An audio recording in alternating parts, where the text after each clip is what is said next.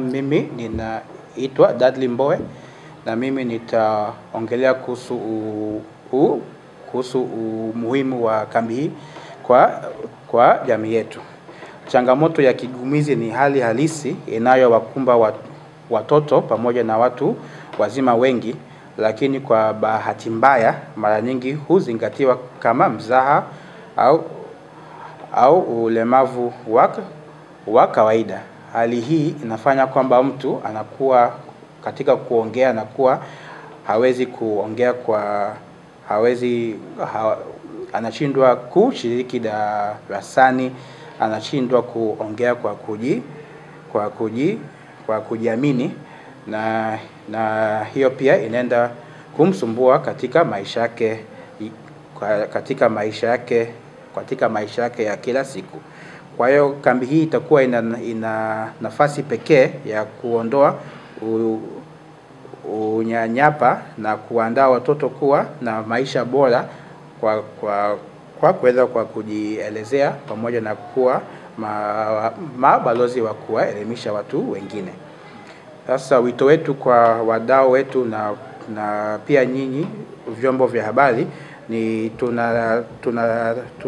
tunataka kutumia fursa hii ya kuwaalika wadau mbalimbali ikiwemo nyie waandishi wa habari.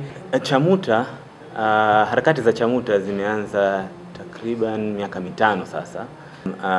Vijana tunajumuika na kuandaa shughuli mbalimbali ambayo inajumuisha wanachama wetu. Tumekuwa tunachukua usajili wa wanachama kupitia link ambazo tunasambaza kwenye mitandao ya kijamii na WhatsApp. Naitwa Emmanuel Julius Gonzaga. Mimi hapa ni mwenezi wa hapa kambi. Hii inaanza tarehe 23 hadi Juni 27, 2025.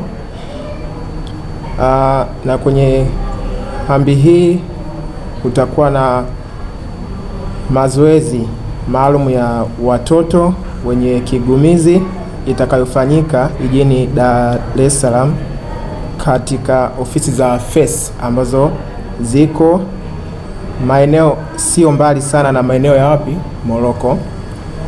Na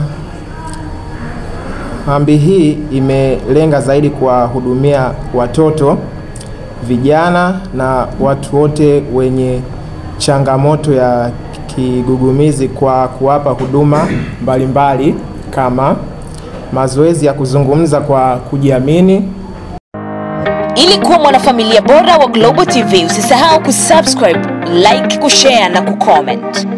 Baada ya kusubscribe, bonyeza alama ya kengele ili kupata taarifa kwa kila video inayopanda Global TV Online.